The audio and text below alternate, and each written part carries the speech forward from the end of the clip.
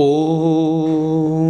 वाङ् मे मनसि प्रतिष्ठिता मनो मे वाचि प्रतिष्ठितम् आविराविर्मयेधि वेदस्य आणीस्थः श्रुतं मे मा प्रहासि अनेनाधीतेनाहोरात्रान् सन्दधामि ऋतं वदिष्यामि सत्यं वदिष्यामि तन्मामवतु तद्भक्तारमवतु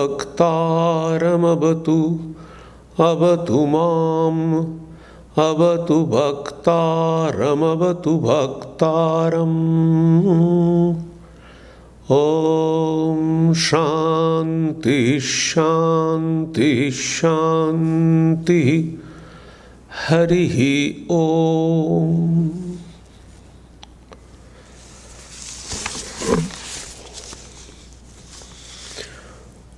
Om.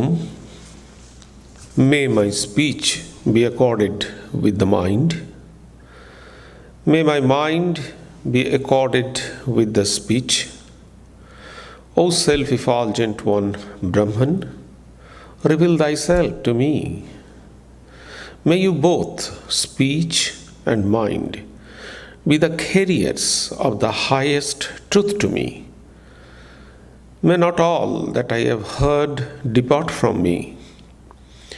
May I be able to join day and night through the study. I shall utter what is verbally true. I shall utter what is mentally true.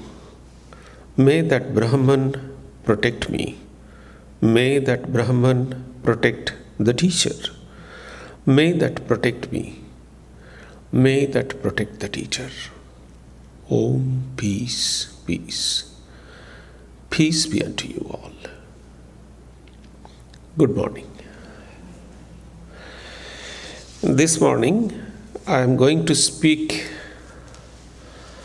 a very important and interesting subject in our spiritual life, and that is practical also, and that is fearlessness. Swamiji was the person from India, Swami Vivekananda, who spoke probably the maximum times on fearlessness. In different places, he spoke about fearlessness. He said,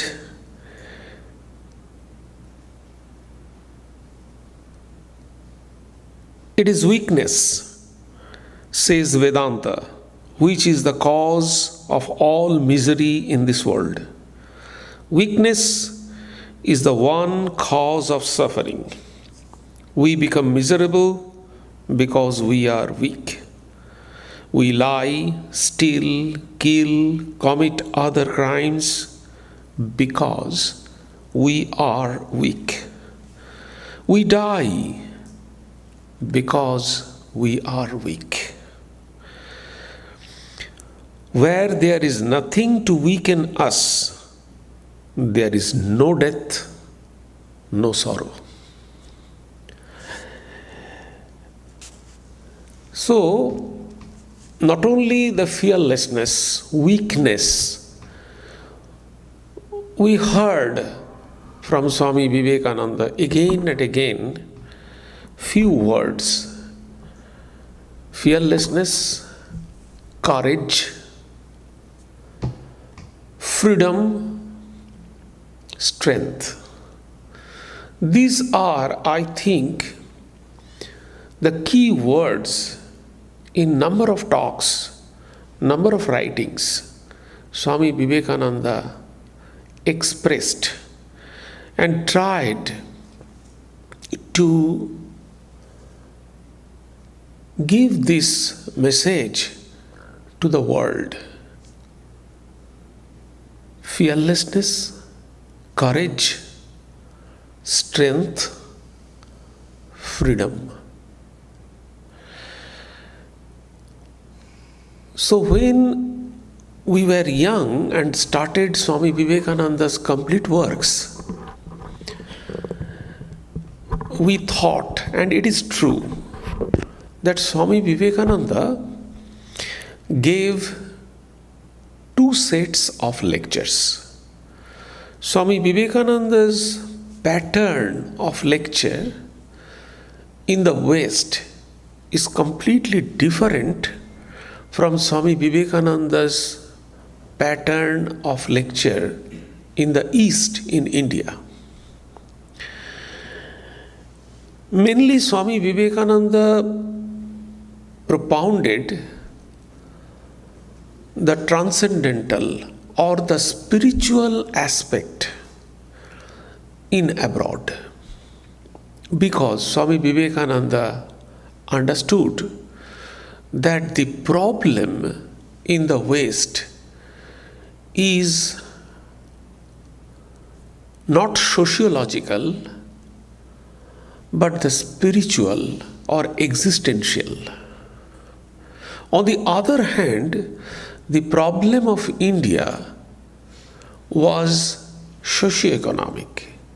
So he addressed the socio-economic to solve the socio-economic problem.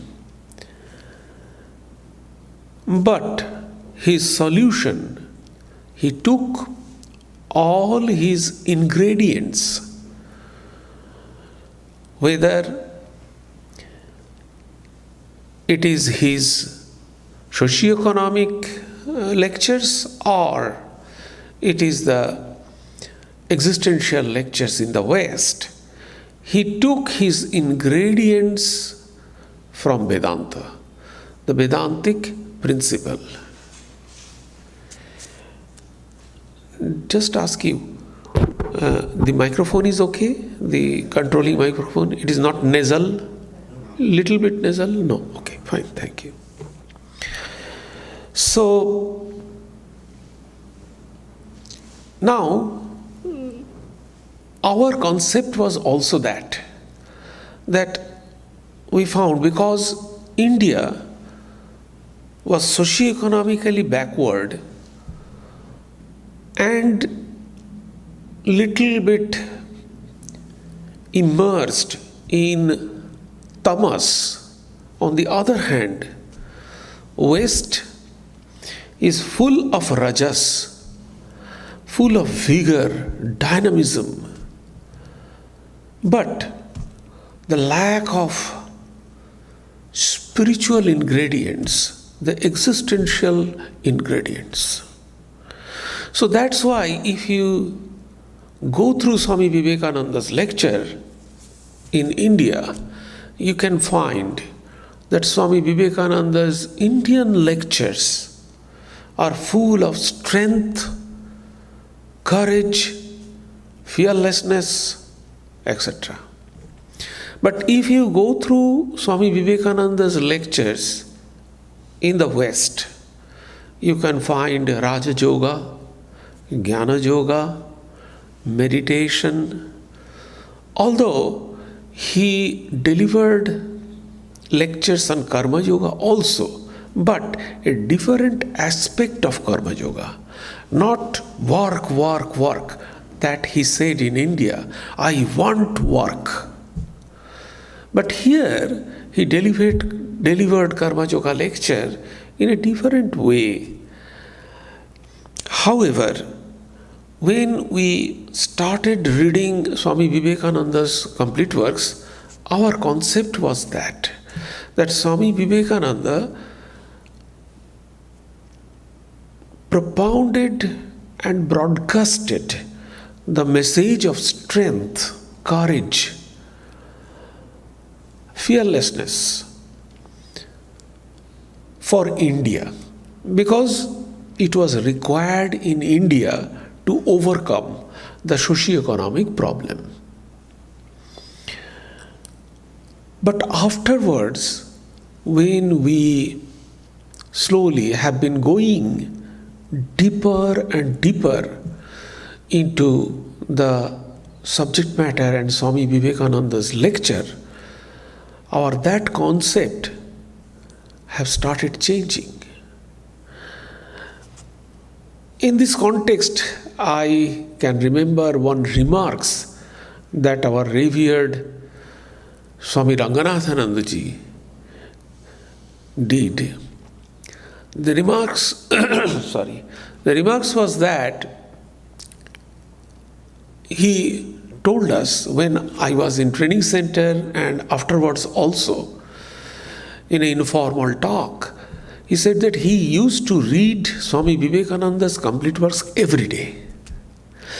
Almost he memorized the Swami Vivekananda. When he told us, I heard him saying this particular thing at least 2 times, maybe 3 times also, but I could remember 2 times definitely. So at that time he has already completed 52 times Swami Vivekananda's complete works from cover to cover, 52 times.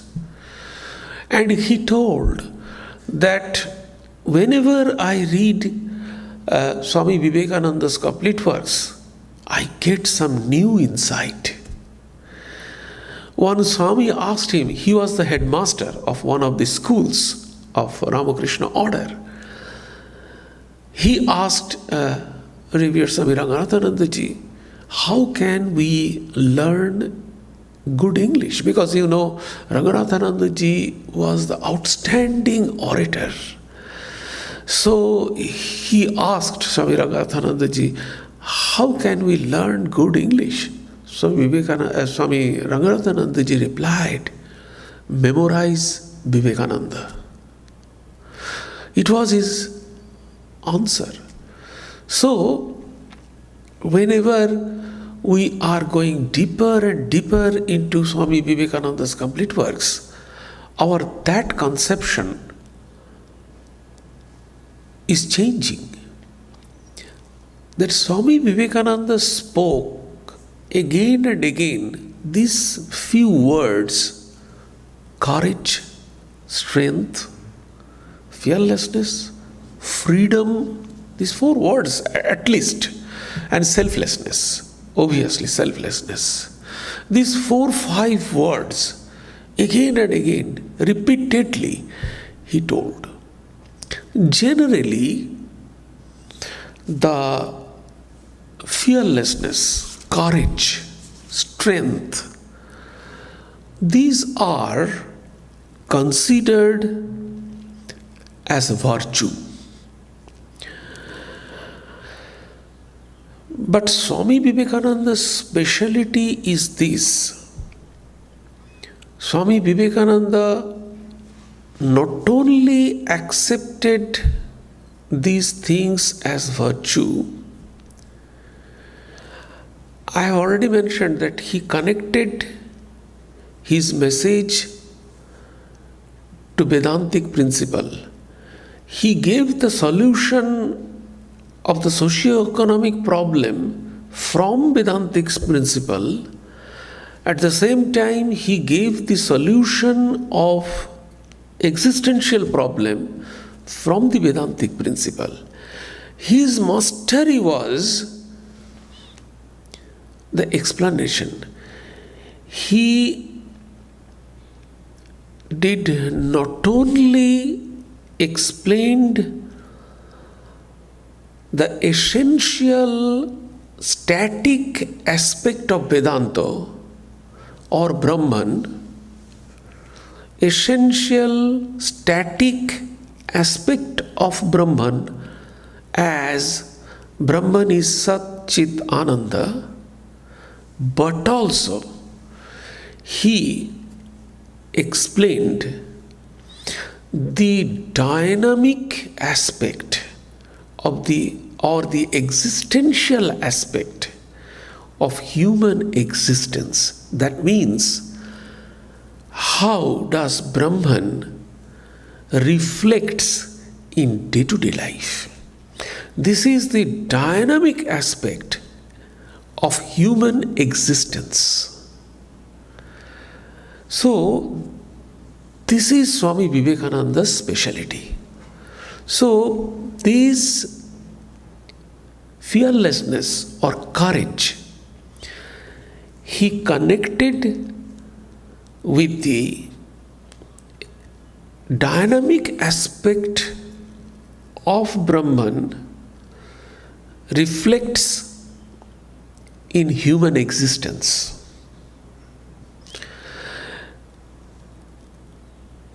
You can find the static aspect of fearlessness as virtue, fearlessness or courage as virtue in Christian theology, starting from Plato, in Greek,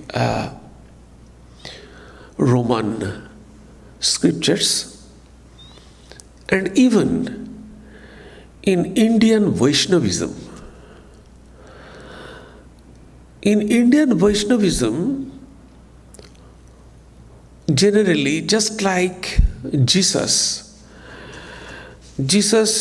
said the virtues are the meekness, purity, non-violence, etc. The Vaishnavism also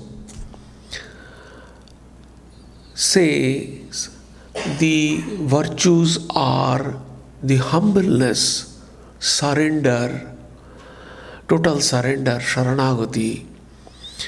So, for total surrender, some courage is necessary. But Vaishnavism used a word, karpanya. There are Shadoda Bhakti, 6 types of bhakti has been mentioned in Vaishnava scriptures. The last line of the Shadoda Bhakti, karpanya. Karpanya means, the miserliness kind of, those who are miserly, they are called kripana. So from kripana, the karpanya is there. Karpanya, miserliness means they are humble. They cannot spend their ego. In this sense, it is explained. So they don't have ego and they do not express their ego. This is karpanya. So, even though courage is necessary, but courage is little bit hidden, not expressed by the person. In Vaishnavism, we find this kind of courage as a virtue. But for Swami Vivekananda, courage, strength, fearlessness, selflessness is the spiritual awakening. This is the most important aspect of Brahman. As Brahman is bliss itself, Brahman is love itself, Brahman is courage itself, Brahman is strength itself. So that is why Swami Vivekananda said the manifestation of Brahman. So if we can manifest our inner divinity, the power of Atman, that itself is strength, that itself is fearlessness, that itself is courage. So, to Swami Vivekananda, the manifestation of divinity which is already in us, that is fearlessness, that is strength, that is courage, that is selflessness. So this is the difference, this is the dynamic, and through this we can solve our day-to-day problem of life. So this is the existential aspect of Brahman that Swami Vivekananda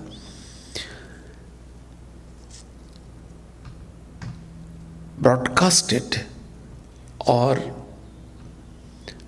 taught the humanity. Let us see how it is not Swami Vivekananda's new contribution. Swami Vivekananda did not give some new things. What Swami Vivekananda knew is this, his presentation, his explanation. And in this way, that is a kind of, not traditional, that is a kind of new thing. So that is why we can say the Vedantic message that Swami Vivekananda presented is Neo-Vedanta. It is Vedanta, definitely, but it is Neo-Vedanta. As for example, I can say that Swami Vivekananda's message of fearlessness or courage, we can find it in Brihadaranyaka Upanishad. Clearly, Brihadaranyaka Upanishad says, Abhayam vai Brahmam. Abhaya means fearlessness, courage. Abhayam vai Brahmam. So Brahman is Abhayam. So fearlessness is Brahman. Again, come to the Bhagavad Gita. Bhagavad Gita, the 3rd verse of the 2nd chapter. Sri Krishna says, Arjuna, get up, my boy. And actually, Swami Vivekananda said, real Bhagavad Gita started from that verse number 3. Klaibang mashmagama patha nainan tad upapadyate. Get up. Throw away, get rid of this meekness. Come up like a lion and fight. That is the message of courage, fearlessness. So in Bhagavad Gita we find this message given by Sri Krishna. In Upanishad we find the message of fearlessness given by the ancient rishis, Yajnavalkya. So this is already there, but none brought it and applied it to solve the day-to-day problem.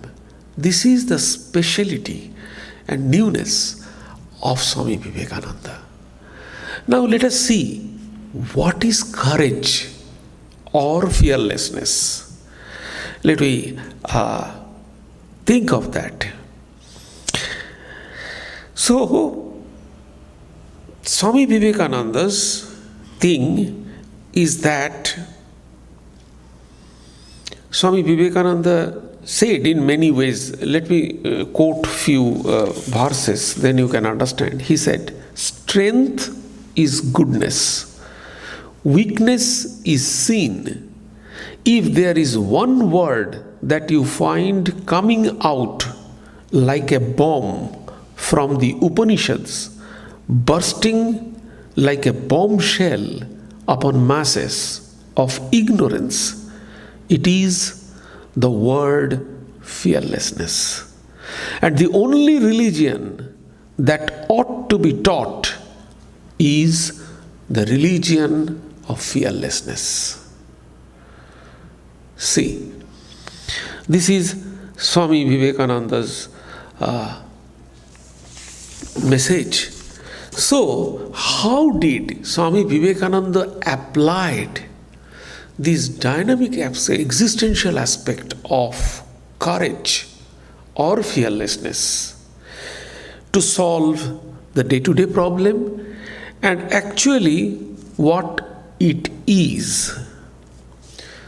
So Swami Vivekananda's premises were strength and love. So what is the connection between strength, courage, fearlessness? You know, fearlessness and courage is the same thing. Courage means no fearlessness. But what is the connection between the strength and courage and love? So love and strength. So strength, when it comes through faith, it becomes courage. So for courage you must have strength and faith. So when strength comes through faith, it becomes courage. So Swami Vivekananda explained it. There are three types. What happens when we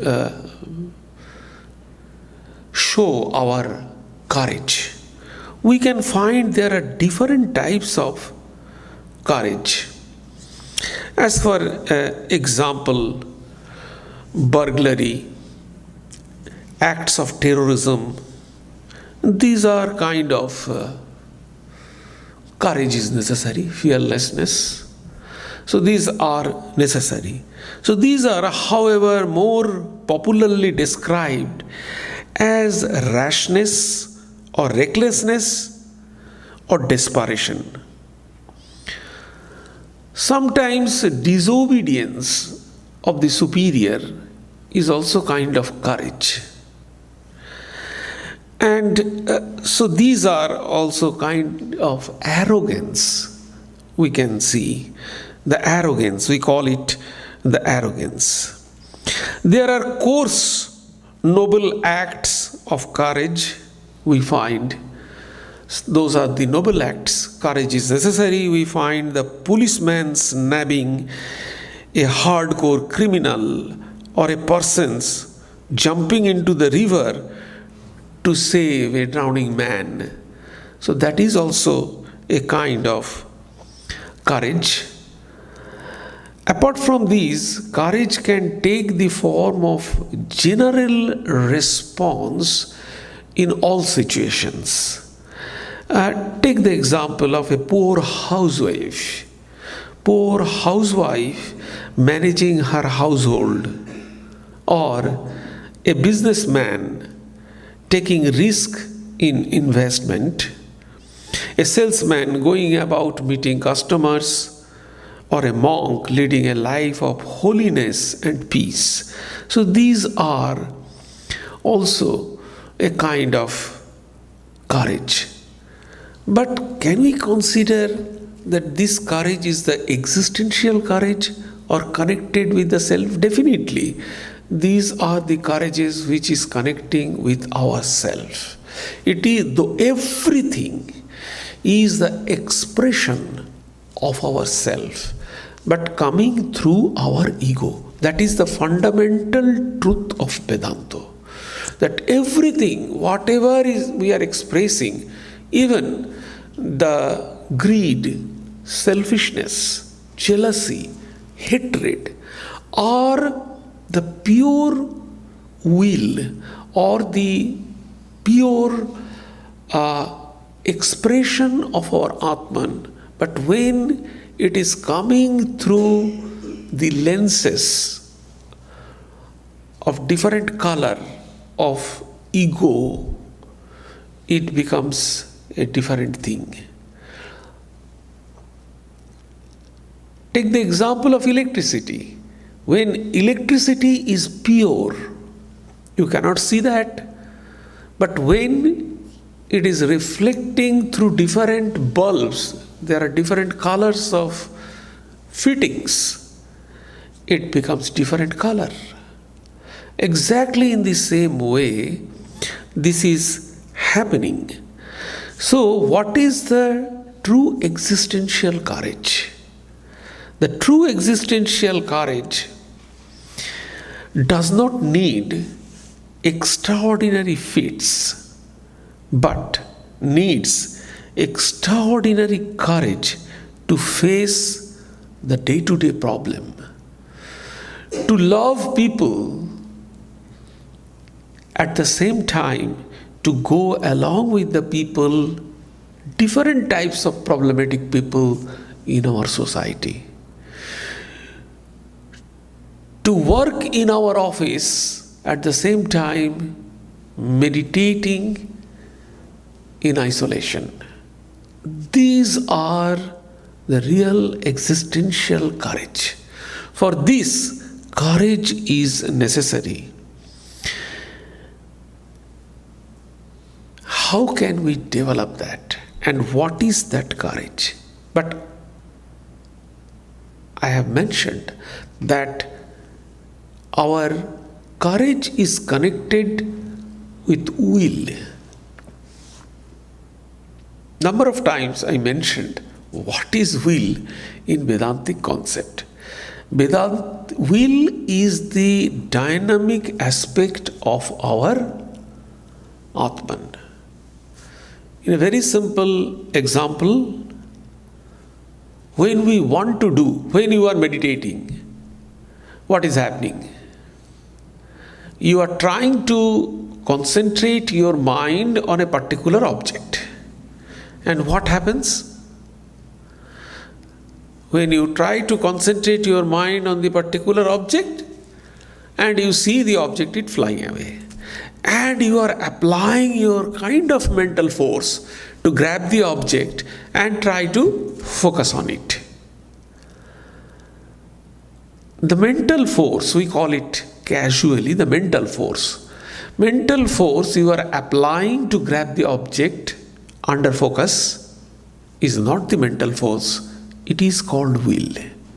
It is actually mental force is coming from mind. So which is coming from mind can change. But this mental will coming from your Atman, from yourself. That is why everywhere this self. Take another example of will. You saw a beautiful thing in the store and you want to buy it. Or you saw a beautiful house, you want to buy it. That's a huge costly. But you are determined. You want to buy that. The will is coming. But when you are trying to meditate, the will is coming out in the world through a kind of clear glass, clear ego, pure ego it is coming. But when you are trying to fulfill your desire, the same will, the same pure will is coming out from the lower ego, desire. We call it desire, which is the result of our suffering. So this is the difference. So what happens generally when our courage, fearlessness is coming, or strength, the same thing, because I have mentioned the strength, when it is connected with faith, it expresses as fearlessness or courage. So what happens when we try to express this and we cannot find, and it is coming through our lower egotism, then the first aspect is this: what we actually try to do when we are helpless, then we try to find the resort of personal God. We say, God save us. So this is the first thing. Number one, we take the resort of personal God. The second option, we take the resort of morality. ethics. No, it is good. It should do. It is right to do these things. So this is our shelter. When we cannot, when we are helpless, when we try to justify ourselves, when we are afraid, whether we shall do it or not, this is the fearlessness. In everyday life, what happens? Whether we should do it or not, something happened. We are afraid of that. Oh, what is going to happen? By thinking the future, what is going to happen? That is our fear, So, in such case, three options we have. Number one, taking the shelter under the personal God. The second is the morality.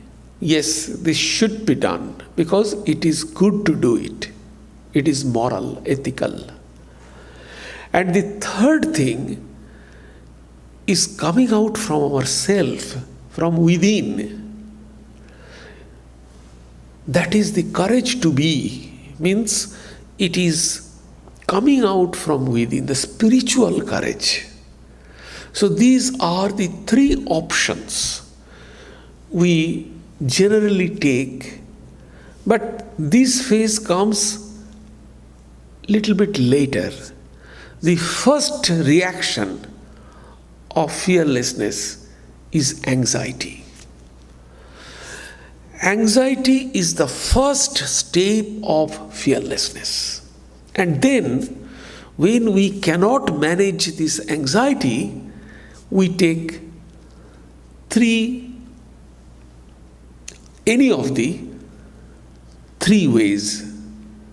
Number one, personal God. Seek the shelter of personal God. Second, seek the shelter of morality or ethics. And third, which is coming from within, neither morality nor the personal God.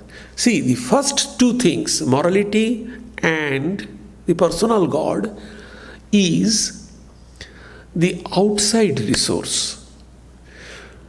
But the self-courage is coming from within.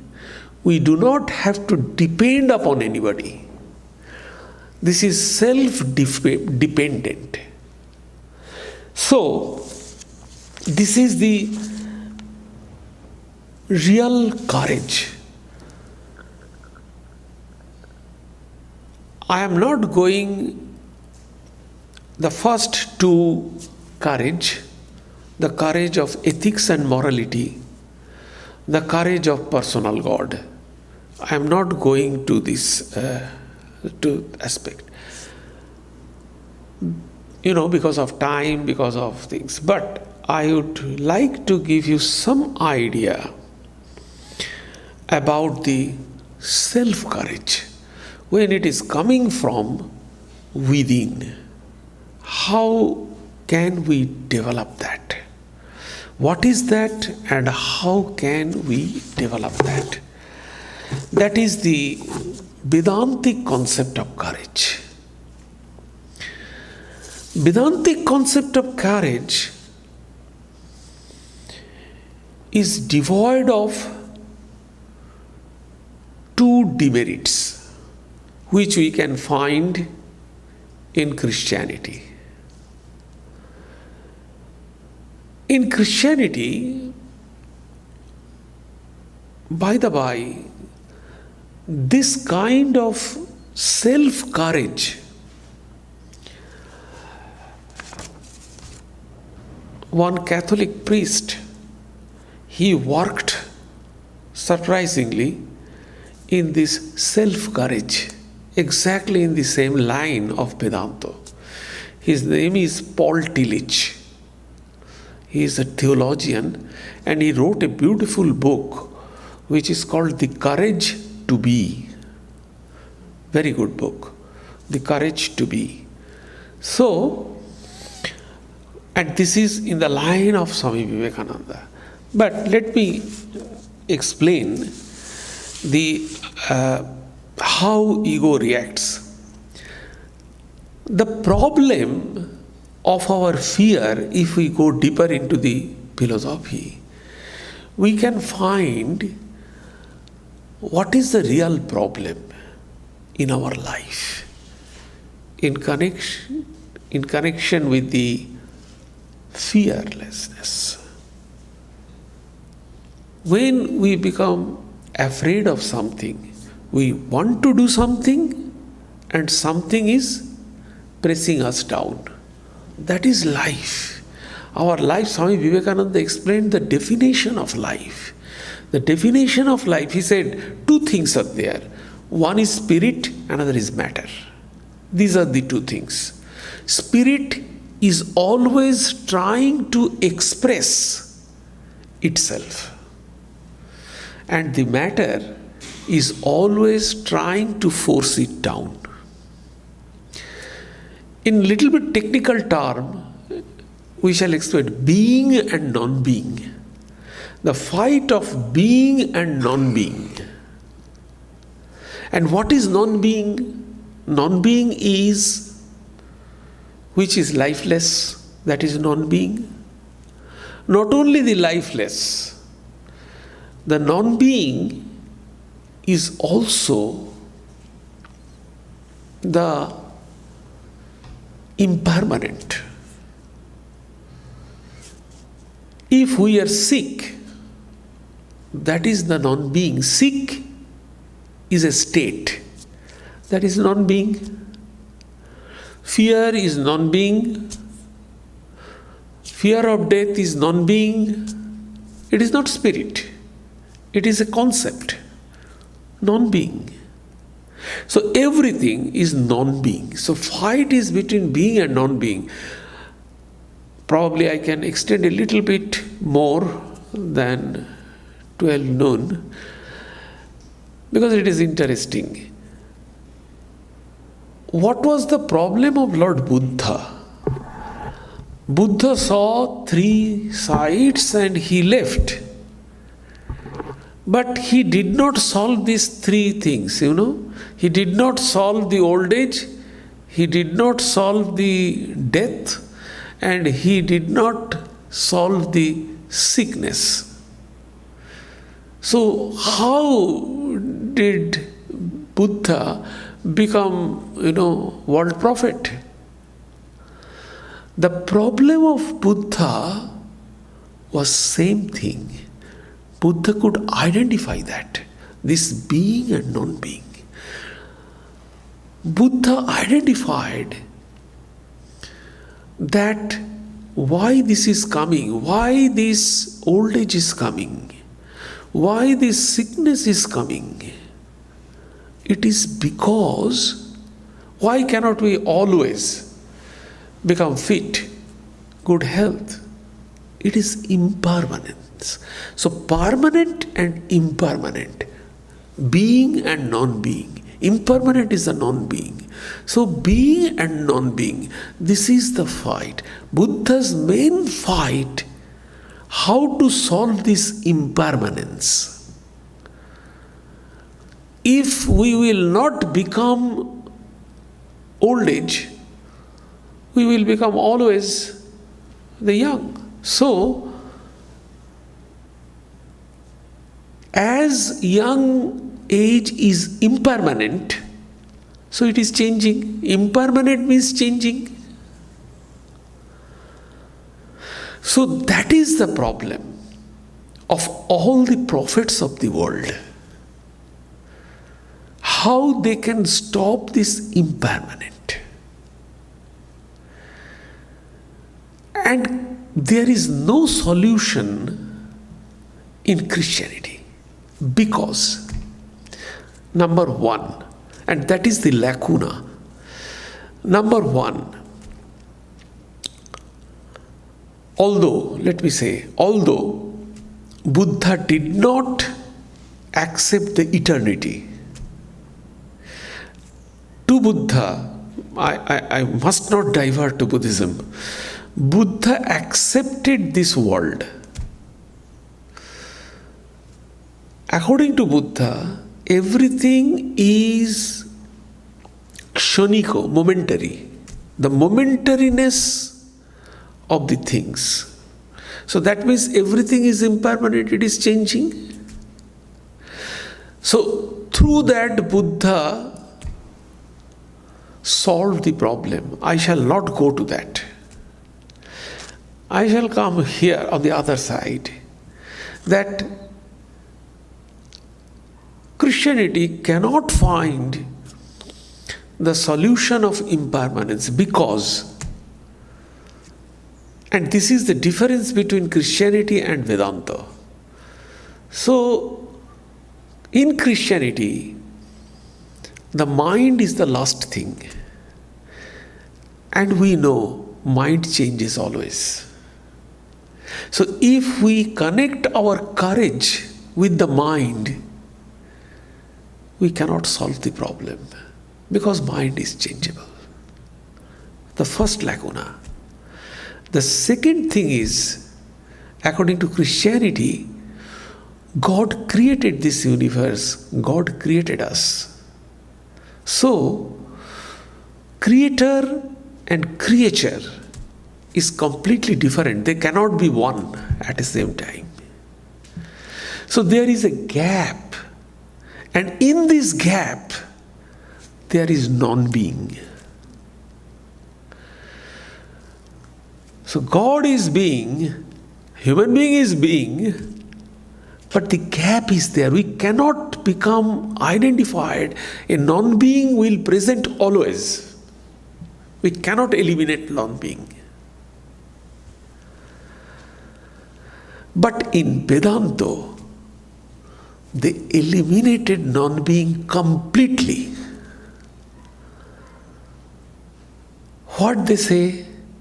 They say all kind of fear, all kind of weakness is connected with your mind, but yourself is pure. Yourself is still strong. Whatever nonsense you are doing, it is connected to your mind, to your ego, to your lower self. It has no connection with the self. Self is self-effulgent. What is meant by self-effulgent? Self-dependent. It never depends to anything else. It is self-dependent. So, that is what Vedanta says. If the guilt is there, it cannot touch the soul. If emptiness is there, soul is completely full.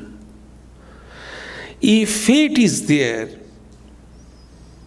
the soul is immortal. So it is always eternal, self-effulgent. There is no any question or chance of tampering the soul. There is no non-being is in the soul. Can we surely propound it? No, because then what is the cause of our suffering if non-being is totally not there? Vedanta says this is ignorance. So ignorance is non-being. Ignorance is the concept. Vedanta says yes, definitely ignorance is non-being.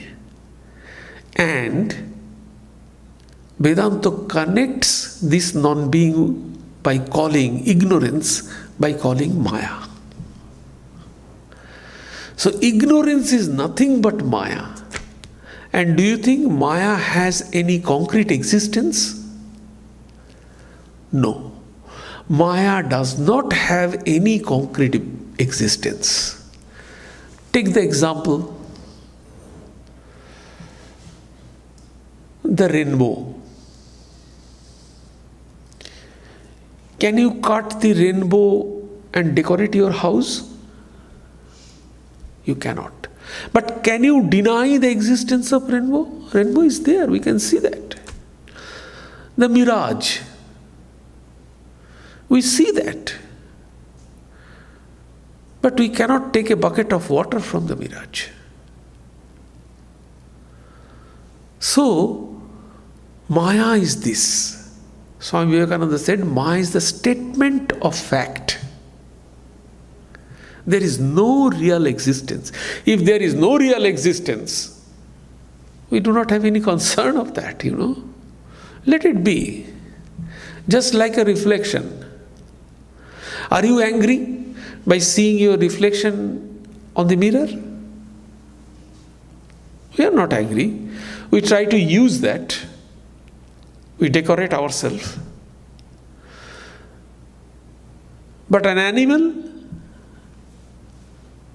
he will become angry by seeing that. It is its concern that why that another animal is coming. But human being, they have no ignorance. They understand that it is only my reflection. Take the use of it. That's all. This is Maya, which has no existence, but at the same time, we think it is there. That is the ignorance. That is Maya. Ultimately, it is no. Snake is not there at all. But we are thinking it is there. And what is the taste of this Maya? What is the taste of this non-being? It changes in time, space, and causation. You saw the snake in a dark night, but when you brought the light, snake vanishes. That means little bit before it was there, but now it is not there. So it is not permanent in any time.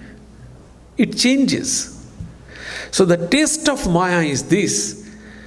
It is not going on, it is not permanent. It is subject to change in time, space, and causation.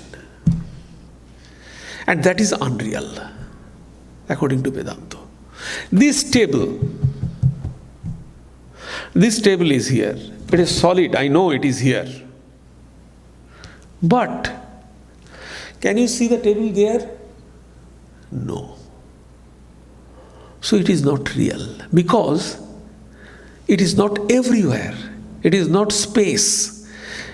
It is not everywhere in this space. So it is unreal. So this is the test in time also, in causation also. This is a taste of, but we think it is permanent, something is there. It is permanent, it is something is there. So that is Maya, that is, which has no real existence and which is subject to change by time, space, and causation. So, this is Vedanta. So, Atman is, and this is the aspect of Atman, the existential aspect of Atman, the fearlessness. So you are already fearless. That is the point. You are already that. From where you will practice the fearlessness? Only you remove your ignorance, which is non-being, which is not there.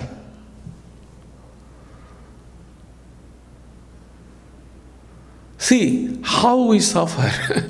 We think something in future and we suffer. If this thing happened, then that thing happened, then that thing happened, then that thing happened. So you are building a castle on the air.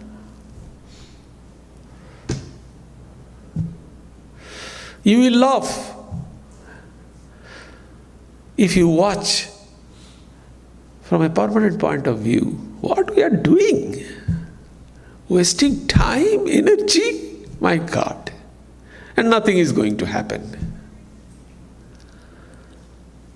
So fearlessness, the fear, is also this. You are fearless. Try to understand that.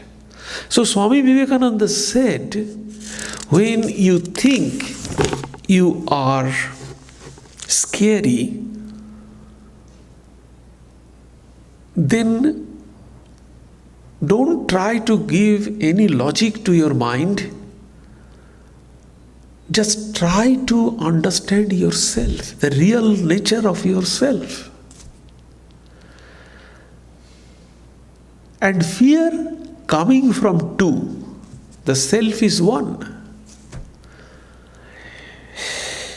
Again in Brihadaranyaka, it is said, Ditiyad boi bhayang bhavati. Always fear comes from two, where there is the concept of two. Even if in your shadow, sometimes, who is there? If some people are there, you will be afraid of that. Oh, he or she will never, surely backbite me, pull me down. So when there is fear, there is a concept of two. In self, there is no concept of two.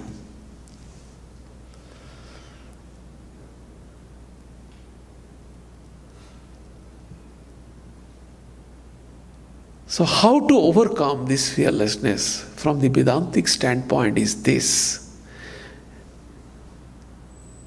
Try to say yourself, we are one, eternal. We are fearless. We are strong because it is our real nature.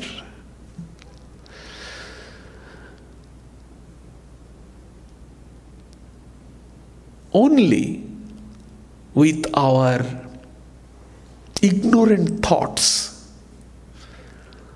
we are covering these all good qualities which we have already within us. So see, Vedanta says, you understand it. Vedanta never says you pray for it, you meditate for it. Vedanta says only you can understand it, knowledge. So if you are ignorant, get the knowledge and throw out ignorance. Done.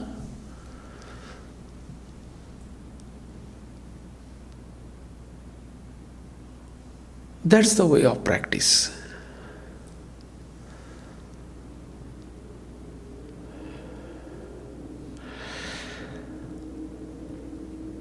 And what is the material source? Vedanta says, just reflect on these 4 Mahavakyas, the 4 great sentences. All these 4 Mahavakyas from 4 Vedas, the essence of 4 Vedas says that you are that. Tattvamasi, Aham Brahmasmi, Prajnanam Mam Brahma, Ayatma Brahma. Reflect on that. Same thing actually. They are saying the same thing. The essence of 4 Vedas.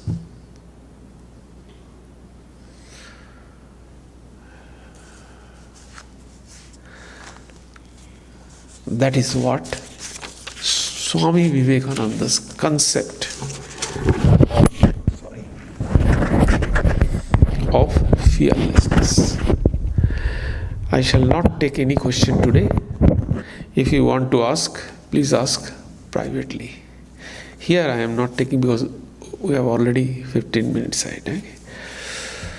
Om Sarve Bhavantu Sukhinah Sarve Santu Niramaya Sarve Bhadrani Pashyantu Ma Kaschit Dukkham Apnuat Sarvastarotu Durgani Sarvo Bhadrani Pashyatu Sarva Sadbuddhimapnotu Sarva Sarvatranandatu Durjana Sajjano Bhuyat Sajjana Shantimapnuat Shantamucchete Vandebhyo Muktaschanyan Vimochayet. May all be happy. May all enjoy good health. May all see happy events. May all be freed from miseries. May all be freed from dangers. May all realize what is good. May all be actuated by noble thoughts.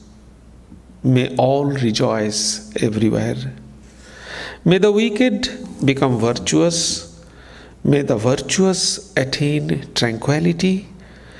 May the tranquil be free from bondages. May the freed make others free. May the Supreme Spirit, the presiding deity of all sacred activities, be satisfied. For He being pleased, the whole universe feels satisfied. Peace, peace, peace be unto you all.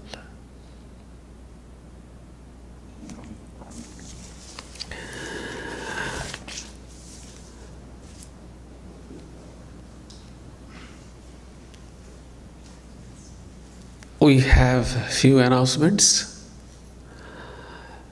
Next week at 11 o'clock we will have another talk here, and Swami Pasannatmananda will deliver this talk, and that will be integrated personality, I think. So far I can remember. I don't have this paper right now in front of me. So integrated personality. This will be the lecture, and we have two events, very important events in our pipeline right now. One is 4th of July. 4th of July we have whole day retreat here, starting from 10:30 to 4:30. And 6 Swamis, they are coming from different centers, so they will speak. The theme this year, you got the bulletin and the weekly updates. So theme of this coming 4th of July event is the Catholicity in Swami Vivekananda's message. This is the theme. On the same topic, 6 Swamis will speak, and there will be meditation, there will be songs, bhajan, there will be different other things, instrumental music, and recitation of Swami Vivekananda's poem, all these kind of things. The whole day packed program, spiritual retreat, 4th of July from 10:30 to 4:30. Lunch will be served here. So this is 4th July program. I request you join with your family, friends and acquaintances. Second, our meditation workshop, that will be in San Jose. 4th July will be here. The meditation workshop will be in July 15th and 16th, Saturday and Sunday, 2 days meditation workshop. You have to register for that in our bulletin and in our website, in our weekly updates. You can find the link there. So you have to register there. The seats are limited, so you have to register there. But those who have already attended that, I request them not to register, because we only give the registration for the new people. So these are the two things we have, and as usual, tea and coffee will be served in our Saradananda hall, which will be followed by Prasad luncheon. I request you all to join. Thank you.